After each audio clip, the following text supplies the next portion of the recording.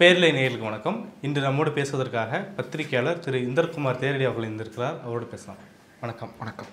இப்போ சமீபத்தில் பார்த்தோம்னா வயர் இணையதளத்தில் ஒர்க் பண்ணுற சித்தார்த் வரதராஜன், கரண் தாப்பர் முக்கியமான பத்திரிகையாளர்கள் அவங்க மேலே செடிசன் வழக்கு அப்படி சொல்லக்கூடாது, ஆனால் பிஎன்எஸ் 152 பிரிவை பயன்படுத்தி வந்துட்டு அந்த தேச துரோக வழக்கு வந்து போடப்பட்டிருந்தது. அதுக்கு அசாம் மாநிலத்தில் வந்துட்டு குளறுபடி பண்ணாங்க அப்படின்ற விஷயங்கள்லாம் சொல்லப்பட்டது. இப்போ அதை வந்துட்டு உச்சநீதிமன்றம் ஸ்டே பண்ணியிருக்கிறாங்க. பின்னாடி என்ன போயிட்டுருக்குன்னு பார்க்குறீங்க? இது ஏற்கனவே ஊடகவியலாளர்கள் மேலே கடுமையான நெருக்கடிகள் இந்த நாடு முழுவதும் ஏவப்பட்டு கொண்டே தான் இருக்கிறது. ஒரு பக்கம் கொலைகள், இன்னொரு பக்கம் அந்த நிறுவனத்தை விலைக்கு வாங்குவது, இன்னொரு பக்கம் அந்த நிறுவனத்தை மிரட்டுவது, எல்லா வகைகளிலும் முயற்சி நடக்கிறது.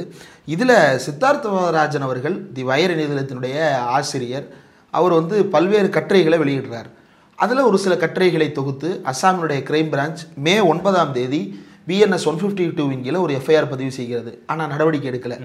அடுத்து ஜூன் மாதத்தை விட்டுட்டு ஜூலை மாதம் 11 மோரிகான்ற இடத்துல ஒரு எஃப்ஐஆர் பதிவு செய்யப்படுகிறது. அந்த எஃப்ஐஆரில் வந்து மறுபடியும் BNS 152 கீழே போட்டு நேரில் ஆஜராகுமாறு சம்மன் பண்ணுறாங்க. உடனடியாக உச்சநீதிமன்றத்தை நாடுகிறார் சித்தார்த் வரதராஜன். அதன் அடிப்படையில் உச்சநீதிமன்றம் அவருக்கு ஒரு இடைக்கால பாதுகாப்பை வழங்குகிறது. இந்த வழக்கை மேற்கொண்டு நடத்த இடைக்கால தடை விதித்து அது வந்து ப்ரொடெக்ஷன் கொடுக்குது. ப்ரொடெக்ஷன் எப்போ கிடைக்குது? ஆகஸ்ட் மாதம். ஆகஸ்ட் 12 என்ன நடக்குது அப்படின்னா, இப்போ இந்த ப்ரொடெக்ஷன் எங்கே கிடைச்சது? ஜூலை 11 போட்ட எஃப்ஐஆருக்கு ப்ரொடெக்ஷன் வாங்கிட்டாரு. மே 9 போட்ட எஃப்ஐஆருக்கு ப்ரொடெக்ஷன் வாங்கலைல. மே 9 வழக்கை எடுத்து வந்து புதிய சம்மன் ஒன்றை அனுப்பி நீங்களும் சித்தார்த் வரதராஜனும் கரண் தாப்பரும் வரணும் அப்படின்னு சொல்லிட்டு சம்மன் அனுப்புகிறார்கள். இப்போ இதுக்கு எதிராக மறுபடியும் ஒரு வழக்கு தொடுக்கிறாரு. நேற்று உச்சநீதிமன்றத்தில் சூரியகாந்த் மற்றும் பக்ஷி அமர்வு அவருக்கு இன்ட்ரீம் ப்ரொடெக்ஷன் கொடுக்குறாங்க. இப்போது அவன் போடுவான், நான் வரணும், நீங்கள் இன்ட்ரீம் ஸ்டே. அவன் போடுவான், நான் வரணும், நான் இன்ட்ரீம் ஸ்டே. உச்சநீதிமன்றத்துக்குன்னு ஒரு அதிகாரம் இருக்குல்ல, அந்த அதிகாரம் என்னத்துக்கு கொடுக்கப்பட்டிருக்கிறது? ஜனநாயகத்தை காப்பதற்காகத்தானே அந்த அதிகாரம் கொடுக்கப்பட்டிருக்கிறது. நான் சும்மா விட மாட்டேன் அப்படின்னு வசனம்லாம் பேசுறது முக்கியம் இல்லை, அந்த வசனத்தை செயலில் காட்டுறது தானே முக்கியம். இதே சூரியகாந்த் அவர்கள் தான் பல விஷயங்களில் சொல்கிறாரு, கரெக்டாக இருந்துக்க அப்படின்னு. சரத்குமார் டைலாக்லாம் வந்து பிச்சு உதறாரு. நீங்கள் இதில் ஸ்டே கொடுத்துட்டீங்க ஒரு honour, we are very happy. Siddharth Varadarajan கேட்டது கிடைத்திருக்கிறது, ரொம்ப சந்தோஷம். ஆனால் இப்படி நாளைக்கு வந்து இந்திரகுமார் தேரடி மேலே ஒரு வழக்கு வரும், சந்தோஷ்குமார் மேலே ஒரு வழக்கு வரும், கேமராமேன் மெல்டன் மேலே ஒரு வழக்கு வரும். இவங்க எல்லா பேரும் தனித்தனியாக போய் உச்சநீதிமன்றத்தில் நின்று அந்த உச்சநீதிமன்றத்தில் போய் வழக்கறிஞரை வச்சு வாதாடி இன்ட்ரீம் ஸ்டே வாங்கணும். அவன் வேற ஒரு கேஸை போடுவான், மறுபடியும் நம்ம பூரா உச்சநீதிமன்றம் போகணும், அதை வாதாடணும், வாங்கணும். இதுக்கெல்லாம் ஆகிற செலவு உச்சநீதிமன்றம் திருப்பி கொடுக்க போதா, இல்லை அசாம் போலீஸ் திருப்பி கொடுக்க போதா, அல்லது ஒன்றிய பாஜக அரசு திருப்பி கொடுக்க போதா? யார் கொடுக்க போறா? அப்போ இதுக்கு இப்படி பத்திரிகையாளர்களை ஏன் இந்த அச்சுறுத்தலுக்கு ஆளாக்குறீங்கன்ற கேள்வி ஏன் எழுப்பப்படவில்லை? ரெண்டாவது, இந்த வழக்கு விசாரணையின் பொழுது போன வழக்கிலேயே வந்து எஃப்ஐஆர் காப்பி கொடுக்கல. அந்த எஃப்ஐஆர் காப்பி ஏன் கொடுக்கல அப்படின்னா, இல்லை அதை கொடுத்தோம்னா தேச துரோகம் ஆயிரும், ஏன்னா அவர் என்ன துரோகம் பண்ணாருன்றதை அவருக்கே சொல்லலை அப்படின்னா என்ன லாஜிக் இது? இல்லை, நாங்கள் சீலிடப்பட்ட கவரில் உங்களுக்கு மட்டும் தருவோம், இவங்களுக்கு தரமாட்டோம். அப்போ அவன் என்னன்னு வாதாடுவான்? நீதிமன்றத்தை அப்ரோச் பண்ணுறதுன்றது ஒரு டெமோக்ராட்டிக் சிவில் ரைட், ஒரு குடி உரிமை. நான் குடி மகனாக இருப்பது எதனால்? இந்த குடி உரிமைகளை எல்லாம் அனுபவிக்கின்ற ஒருவன் தான் குடிமகன். இந்த குடி உரிமைகள் இல்லாவிட்டால் நான் இந்த நாட்டின் குடிமகனாக இருக்க முடியாது. இந்த நாட்டின் குடிமகனாக இருக்கின்ற எனக்கு நீதிமன்றத்தை நாடுகின்ற குடி உரிமையை பயன்படுத்தி கொள்வதற்காக எனக்கு என்ன தேவையோ அதை நீ கொடுக்க மாட்டேன் அப்படின்னா நான் என்னன்னு வாதாடுறது? நீ கூப்பிட்ட உடனே ஜெயிலுக்கு வந்து நிற்கணுமா? இது என்ன மன்னராட்சி நடக்குதா, அல்லது ஒரு கொடுங்கோல் சர்வாதிகாரம் நடக்கிறதா? அதை நீதிமன்றம் வேடிக்கை பார்க்கிறதா என்ன? இதே சித்தார்த் வரதராஜன் மேலே என்னென்னவெல்லாம் நடந்திருக்கிறது. போன வழக்குலையும் இது கொடுக்கல, இந்த வழக்குலையும் எஃப்ஐஆர் கொடுக்கல. போன வழக்கையாவது சோர்சஸ் மூலமாக இவங்க பெற்றுட்டாங்க, இந்த தடவை அதுவும் பெற முடியல. இப்படியான சூழலில் தான் நம்ம நிற்கிறோம். இதே சித்தார்த் வரதராஜன் அவர்கள் 2020 கோவிட் லாக்டவுன், ஊரே அடங்கி போயிருக்கிறது. ஒரு ரிலீஜியஸ் மீட்டிங்கில் யோகி ஆதித்யநாத் கலந்துக்கிறாரு. அதை பற்றி ஒரு செய்தி வெளியிடுறாங்க. இதை வெளியிட்டதற்கு அவர் மேலே வழக்கு என்னன்னு, பொது மக்கள் பணிக்கு குந்தகம் விளைவிக்கிறார், 2 சமூகங்களிடையே பிரிவினை ஏற்படுத்த பார்க்கிறார். ஏண்டா எல்லாரும் பிரிஞ்சு வீட்டுக்குள்ளே உட்காந்துருன்னு ஆர்டரை போட்டுட்டு நீ ஊரையே கூட்டிகிட்டு போய் ஒரு மேளா நடத்திக்கிட்டு இருந்தேன்னா அதை பற்றி ஒருத்தர் செய்தி வெளியிட்டா அது எப்படி விரோதமானதாக மாறும்? ரெண்டாவது, 2021 சித்தார்த் வரதராஜன் அவர்களுடைய ஆஃபீஸில் வந்து பெரிய ரெய்டு. அந்த ரெய்டினுடைய நோக்கம் என்ன அப்படின்னா, அவர் யார் யாருக்கு என்னென்ன அனுப்பியிருக்கிறாரு, என்ன சொல்கிறாங்கன்னா, இந்தியா முழுக்க விவசாயிகள் போராட்டம், சிஏ, என்ஆர்சி, கோவிடு, இதுக்கெல்லாம் தொடர்பாக மோடி அரசு விமர்சிக்கப்பட்டது இல்லையா?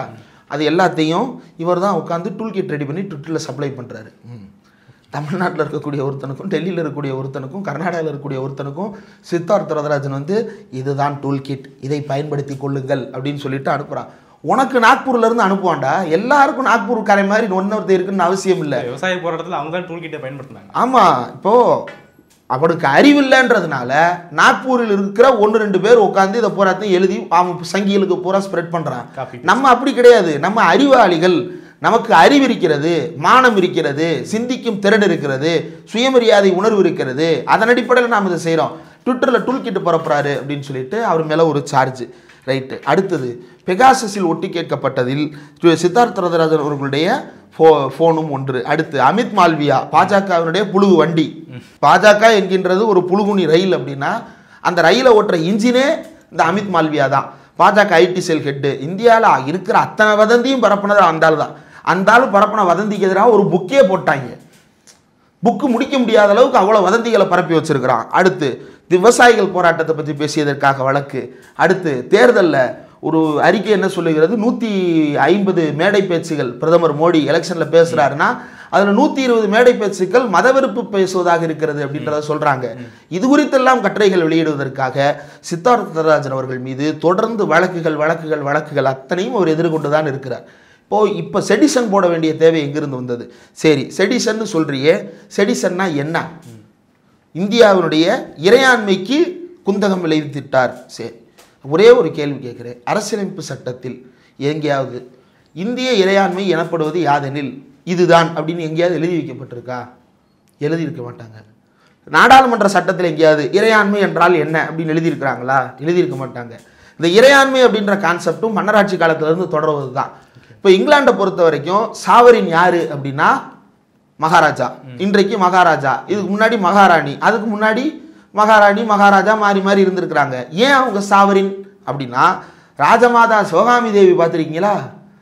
இதுவே எனது சட்டம், அதுவே சாசனம் அப்படிம்பாங்க. என்னன்னா மொத்த அதிகாரமும் அவங்களுக்குள்ள. இந்த நாடு எப்படி இருக்க வேண்டும் அப்படின்னு மற்றவங்க முடிவு செய்ய முடியாது, அவர் தான் முடிவெடுப்பார். இந்த நாடு எந்த சட்டத்தின் அடிப்படையில் ஆட்சி செய்யப்பட வேண்டும், அந்த சட்டம் என்ன, அதையும் அவரே முடிவு செய்வார். அதனால தான் இப்போ அதுக்கு வந்து ஃபயர் விட வேண்டிய டைலாக் கிடையாது. இவ்வளோ கொடுங்கொழுமையாடா இருந்திருக்கீங்க அப்படின்னு சிவகாமி தேவியை கடுமையாக மீன் போட்டு ட்ரால் பண்ண வேண்டிய ஒரு கண்டென்ட் அது. இதுவே சாசனம். என்ன வாயில தான் எல்லாம் எழுதுவீங்களா? சட்டம்னா எழுதி வைக்க மாட்டீங்களா?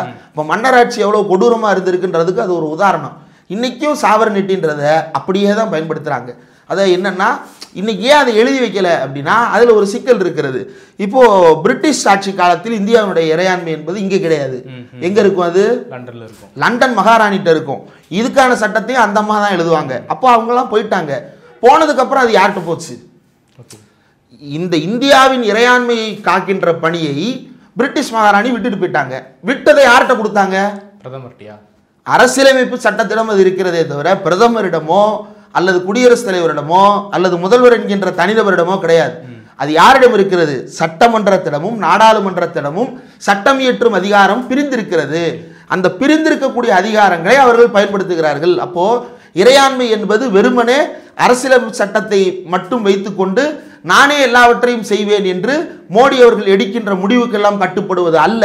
இறையாண்மை என்பது அரசியலமைப்பு சட்டத்தின் படி நடப்பது, அரசியலமைப்பு சட்டம் காட்டுகின்ற வழியில் இந்த நாட்டை வழி நடத்துவது, அதுதான் இந்திய இறையாண்மை என்பது. ஆனா இதுக்கு எங்கேயுமே இதெல்லாம் நம்ம சொல்லிக்கிறது.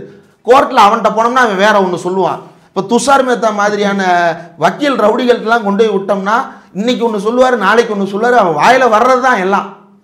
ஸோ இன்னொரு கட்டத்துக்கு போய் நானே இறையாண்மை அப்படின்னு சொன்னான்னு சொல்லிடுவார் துஷார் மேத்தா. அந்த அளவுக்கு அவர் ரவுடித்தனம் பண்ணுவார் கோர்ட்டுக்குள்ள நின்றுக்கிட்டு. அப்போ இப்படி ஒன்று போய்கிட்டு இருக்குது. இதில் வந்து இந்த இறையாண்மையை பாதிப்பு ஏற்படுத்தி விட்டார்.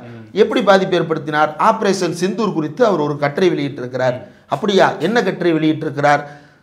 அந்த கட்டுரையில் வந்து இந்திய விமானங்கள் பாகிஸ்தானால் காக்கப்பட்டிருக்கின்றன எழுதியிருக்கிறாரு. இது இறையாண்மைக்கு எதிரானது. அப்படியா? அங்க ராணுவ தளபதி ஆமா நாங்களும் பறி கொடுத்தோம்னு பேசியிருக்கிறாரே, அப்ப அது இறையாண்மைக்கு எதிராக போகாதா? நீ பறி கொடுத்ததை ஒத்துக்கிறியா இல்லையா? அதை முதல்ல சொல்லு. கேட்ட கேள்விக்கு பதிலே சொல்லல. இன்னொன்னு, சித்தார்த் வரதராஜன் அவர்கள் அதை சொல்லிட்டார்ல, பொய்யின் நிரூபி. இங்கேருந்து நான் 12 விமானம் அனுப்புனேன் சார், 12 வந்துருச்சு, 12 பைலட் இருந்தா இருக்கிறாங்க, அவனை கூப்பிட்டு காட்டிட்டேன்னா முடிஞ்சு போச்சுல. ராஜ்நாத் சிங் சொல்லிட்டாரு, எக்ஸாம் சரியா நடந்துச்சுன்னு பாருங்க, பென்சில் உடஞ்சான்னு பார்க்கறது. இது ஆப்ரேஷன் தானே சொன்னீங்க, இது வார் கிடையாதுல்ல, வாரில் தான் கணக்கு காட்ட முடியாது, இது ஆப்ரேஷன் தானே. இந்த ஆப்ரேஷனை ஏன் நீ இது ஆப்ரேஷன் வந்து சீக்ரெட் ஆப்ரேஷன் சொல்றியா? சீக்ரெட் ஆப்ரேஷன்னா என்னத்துக்கு முன்னாடியே பாகிஸ்தான் அதிகாரிக்கு கால் பண்ண, நீயே தான் சொல்ற, வி ஸ்போக் வித் தம்னு நீ தானே சொன்ன.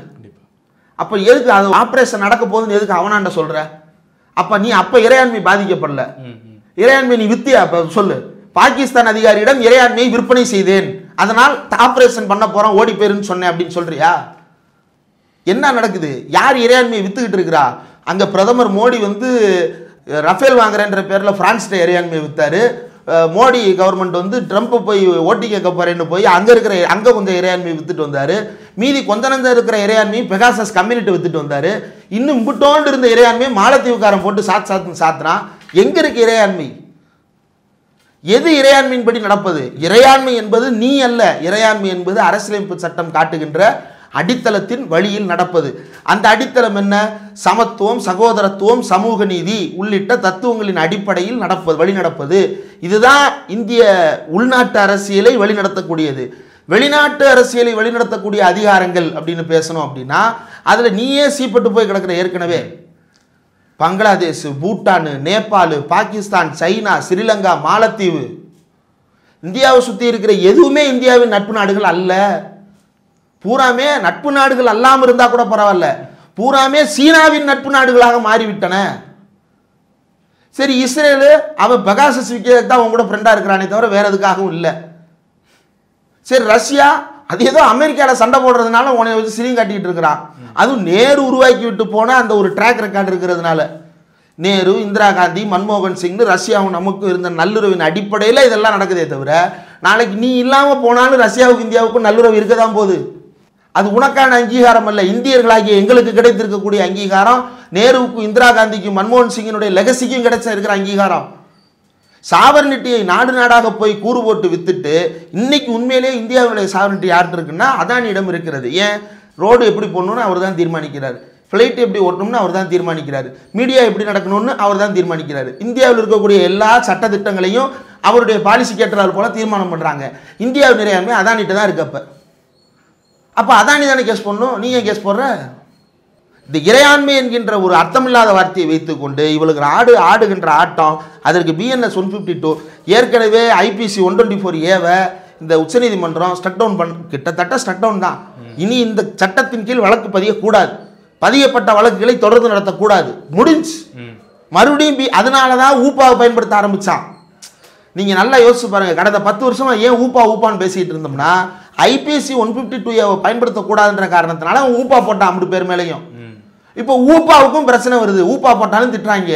எதுக்கப்புறம் ஸ்டான் சுவாமியை பச்சை படுகொலை செய்ததற்கு பிறகு ஊப்பா குறித்து விவாதிக்க ஆரம்பிச்சிட்டாங்க ஜனநாயக சக்திகள். அப்போ மறுபடியும் BNS 152ன்ற பேரில் அதை ரிவோக் பண்ணி கொண்டு வந்திருக்கிறான். BNS 152க்கு முன்னோடி யாருன்னா IPC 124A. IPC 124A கொண்டு வந்தது யாரு? பிரிட்டிஷ்.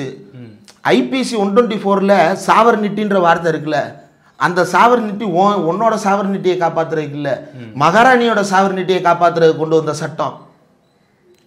இங்க எந்த மகாராஜா இருக்கிறாரு, எந்த மகாராணி இருக்கிறாங்க, அந்த சாவர்னிட்டியை தூக்கின்னு சுத்துற நீ? We are constitutionally guided nation. We have principles to follow. We don't have a leader to blindly support. நமக்கு எந்த தலைவரும் கண்மூடித்தனமாக ஆதரிப்பதற்கு அல்ல, நாம அரசியலமைப்பு சட்டப்படி நடக்கிறோம் என்பதுதான் இந்தியர்கள் வகுத்து கொண்டிருக்கிற இறையாண்மை. இனி வேறு யாருடைய தலையீடும் இல்லாமல் எங்களை நாங்களே நிர்மாணம் செய்து வாழ்ந்து கொள்வோம் என்பது, அதுதான் அரசியலமைப்பு சட்டம் உருவாக்கப்பட்டதனுடைய அடித்தளம். அந்த அடித்தளத்தில் செயல்பட வேண்டும். அந்த அடித்தளத்துக்கு சித்தார்த் வரதராஜன் குந்தகம் விளைவித்தாரா, கரண் தாப்பர் குந்தகம் விளைவித்தாரா, இல்லை மோடி குந்தகம் விளைவித்தாரா? அப்ப யாரா இந்திய ஒருமைப்பாட்டுக்கு எதிரானவர்கள்? சித்தார்த் வரதராஜனும் கரண் தாப்பரும் உண்மையை பேசுகிறார்கள். அவர் இப்போ மோடிக்கு வந்து பழைய பகை இருக்கு. எந்த பகை? குஜராத் கலவரம் முடிஞ்ச பிறகு பேட்டின்னு கூப்பிட்டான் சார், கூப்பிட்டு முதல் கேள்வியிலே தண்ணியை குடிச்சு ஓட விட்டான். அன்னைக்கு ஒன்றும் பண்ண முடியல, ஏன்னா அன்னைக்கு ஒரு இன்டர்நேஷனல் ஜேர்னலிஸ்ட், இன்னைக்கும் ஒரு இன்டர்நேஷனல் ஜேர்னலிஸ்டா திரும்பவும் வளம் வர தொடங்கி விட்டார். இப்போ இவனால என்ன பண்றதுன்னு தெரியல. அப்போ தூக்கி உள்ள வைக்க பார்க்குறான். உள்ள வைக்கிறது மூலமா செய்ய விரும்புறது ரெண்டு. ஒன்று அவனை முடிச்சிடணும், சோழியை முடிக்கணும், இல்லைன்னா அவன் சைலண்ட் ஆகணும். உயிரோடு பிணமாக இரு, இல்லைன்னா பிணமாகவே இரு. இந்த ரெண்டு ஆப்ஷனை முன்னாடி வச்சிருக்குது. இந்த செடிஷனுக்கு பின்னாடி இருக்கக்கூடிய அரசியல் இதுதான்.